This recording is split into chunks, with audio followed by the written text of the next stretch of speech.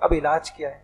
واضح علاج، حل یہی ہے کہ ہم سب اپنے اپنے اعمال کا جائزہ لیں اور اللہ تعالیٰ کی نافرمانی بے راہ روی سے باز آئیں. اور یہ مفتی شفیع صاحب نے لکھا خود اگر ہم انشاءاللہ ایسا کریں گے. اب دیکھیے ساری دنیا میں کسی آدمی کے کوئی دکان کوئی بازار آپ نے ایسا سنا ہے جہاں بازار سے آدمی جائے اور آدمی جو ہے نا بیوی کی محبت لے آئے، یا بیوی جائے اور شوہر کی محبت خرید کے لے آئے؟ دنیا میں ہے کوئی ایسا بازار؟ کوئی بازار ایسا نہیں. حل ایک ہی ہے، ہم اپنے اعمال کا محاسبہ کریں، اپنی زندگیوں کو ٹٹولیں. جو نافرمانیاں ہماری زندگی میں ہیں تو انشاءاللہ اس سے توبہ کریں. میں طریقہ بتاتا ہوں. تو قدرت خود ایسے حالات پیدا کر دے گی کہ اختلاف، انتشار، محبت، الفت سے بدل جائے گا. ورنہ صرف مادی تدبیروں کے ذریعے ان حالات کی اصلاح نفس کے دھوکہ دینے کے سوا کچھ نہیں. میں یوں کر لوں گا تو بیوی خوش ہو جائے گی، میں یوں کر لوں گا تو آپ سب کچھ کر لیں اور دنیا کر رہی ہے. کیا کچھ نہیں کر رہا آج کا انسان بیوی کے لیے، بچوں کے لیے. اس سے بڑی قربانی کیا ہوگی کہ بیوی بچوں کے لیے اس نے اپنے رب کو بھی چھوڑ دیا اور اس نے اپنے آپ کو بھی بھلا دیا. لیکن بیوی ہے کہ خوشی نہیں ہو رہی، بچے ہیں کہ خوش ہو کے نہیں دے رہے. آج کے ماں باپ کیا کچھ قربانیاں نہیں دے رہے. وجہ یہی ہے کہ جب اللہ نہ چاہے تو کیا ہوگا. ایک روایت میں آتا ہے کہ حضرت معاویہ رضی اللہ تعالیٰ عنہ نے حضرت عائشہ رضی اللہ تعالیٰ عنہ کو ایک خط لکھا کہ آپ مجھے مختصر سی نصیحت فرمائیں. حضرت عائشہ رضی اللہ عنہ نے جواب میں جو حدیث لکھی آپ اسے دیکھیں. کیا حدیث لکھی؟ جو لوگوں کی ناراضگی میں اللہ تعالیٰ کی رضا کا طالب ہو تو لوگوں سے پہنچنے والی تکلیف کے سلسلے میں اللہ اس کے لیے کافی ہو جائے گا. کیا مطلب؟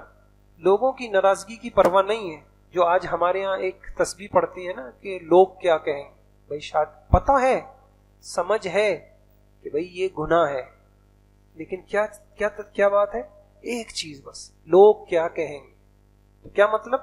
لوگ کیا کہیں گے، ان کا خوف اور لوگوں کی راضی کرنے کی فکر. اور بعض اللہ والے ہیں وہ کہتے ہیں مجھے پرواہ نہیں ہے کہ لوگ کیا کہیں، مجھے ڈر ہے کہ میرے اللہ کیا کہیں. جس رب نے مجھے بنایا، جس رب کی نعمتیں، وہ کیا کہے گا. تو اس قسم کے بھی لوگ الحمدللہ دنیا میں کمی نہیں ہے. آپ کو تجارت میں مل جائیں گے، آپ کو ملازمت میں ایسے لوگ مل جائیں گے، آپ کو حکومت میں بھی ایسے لوگ مل جائیں گے، آپ کو جو ہے نا فوج میں، پولیس میں، زندگی کے ہر شعبے میں آپ تلاش کریں. الحمدللہ دنیا بانجھ نہیں ہوئی ہے. آج بھی ایسی ہستیاں موجود ہیں جن کو لوگوں کی پرواہ نہیں ہے، جن کو اپنے رب کی پرواہ ہے، جو قدم قدم پہ ان کو یہ دھڑکا ہوتا ہے کہ کہیں میرا رب ناراض نہ ہو، اور وہ پرواہ نہیں کرتے. اچھا عموماً ایک انسان لوگوں کی ناراضگی سے کیوں ڈرتا ہے؟ وہ در حقیقت لوگوں کی ناراضگی. آپ دیکھیں کتنی ملازمت کرنے والے، ان کو ڈر کیا ہوتا ہے؟ اپنے مالکان سے اور اپنے افسران سے. میں نے نماز پڑھی اور میں نے یوں کر دیا، وہ ناراض ہو جائے، وہ چھٹی نہیں دیتے، میں نماز کیسے پڑھوں، میں فلاں کیوں کروں. تو یہ لوگوں کی ناراضگی سے جو پرواہ کرتا ہے، تو جو لوگوں کی ناراضگی کی پرواہ نہیں کرتا تو اللہ پاک کا نظام چلتا ہے اور اللہ پاک خود اس کی حفاظت کرتے ہیں، پھر لوگ اس کا کچھ بھی نہیں بگاڑ سکتے. اور دوسری طرف سنیے، اور جو اللہ کی ناراضگی میں لوگوں کی رضا کا طالب ہے، اللہ ناراض ہوتے ہو جائیں، لوگ ناراض نہ ہو، تو پھر کیا ہوتا ہے؟ اللہ تعالیٰ انہیں لوگوں کی اس تکلیف دینے کے لیے مقرر کر دیتے ہیں. اللہ کے یہاں تو کوئی وہ نہیں. اس لیے آپ دیکھیں کہ دنیا سب کچھ کر کے بھی کسی کو خوش نہیں کر پا رہی. کتنی آپ تقریب کر لیں، آپ قرضے لے لیں اور آپ اپنا سب کچھ لگا دیں، اور پھر کھانا کھانے کے بعد جا کے لوگ کیا کہہ رہے ہوں گے؟ کوئی کہہ رہا ہوگا کہ جی نا وہ نمک تیز تھا یا مرچ تیز تھی اور تیز تھی، اور کچھ نہیں ہو تو وہ کہیں گے جو ہے نا سروس ٹھیک نہیں تھی، اور جو ہے نا بندوبست جو ہے وہ اچھا نہیں تھا، انتظام اچھا نہیں تھا، لائٹ کی کمی تھی، فلاں کی کمی تھی. لوگ ہیں کہ خوشی نہیں ہو کے دے رہے. تو یہ کتنا پیارا خط ہے کہ تم لوگوں کی ناراضگی کی پرواہ نہ کرو، اللہ کی رضا کو طلب کرو، انشاءاللہ لوگوں کی ناراضگی کا کوئی نقصان نہیں ہوگا. کسی نے کہا خدا کو ناراض کر کے لوگوں کو راضی نہ کرو، کیونکہ لوگوں کے بدلے دوسرے لوگ مل سکتے ہیں مگر خدا کے بدلے کوئی دوسرا خدا نہیں مل سکتا. یہ بھی آخری دیکھ لیں. یہ اللہ والے جب ایک دوسرے سے ملاقات کرتے تھے تو ایک دوسرے کو یہ یاد دہانی کراتے تھے، کیا؟ من اصلح فیما بینہ وبین اللہ کفاہ اللہ الناس، جو شخص اللہ تعالیٰ کے ساتھ اپنا معاملہ ٹھیک رکھے تو اللہ تعالیٰ اس کی طرف سے لوگوں کے لیے کافی ہو جائیں گے۔ جو اللہ کے ساتھ اپنا معاملہ ٹھیک رکھے بس پھر بے غم ہو جائے، دنیا اس کا کچھ بگاڑ نہیں سکتی۔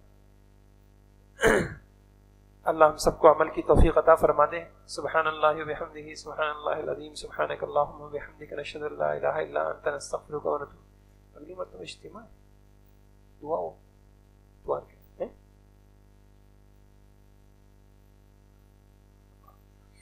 اس میں یہ کہہ رہے ہیں کہ اس کا بھی اہتمام کر لیں۔ اس میں ایک گزارش یہ ہے کہ اب جو نشستیں انشاءاللہ ہوں گی، اب یہ ہم نے عمومی صرف 3 اسباب بتائے اور یہ سب قرآن و حدیث کی روشنی میں، اور یہ وہ اسباب تھے جو جھگڑوں کے عمومی اسباب ہیں۔ اب انشاءاللہ جو خصوصی اسباب ہوتے ہیں، مثال کے طور پہ خاندانی جھگڑے، تو شوہر کی طرف سے جو جھگڑے ہوتے ہیں اس کے اسباب کیا ہیں، بیوی کی طرف سے جو جھگڑے ہوتے ہیں اس کے اسباب کیا ہیں، تو گزارش یہ ہے کہ اپنے گھر کی خواتین کو بھی لے کے آئیں، یہ باتیں ان کی کان میں بھی پڑیں گی تو انشاءاللہ جو ہے فائدہ ہوگا، اللہ کی ذات سے امید ہے۔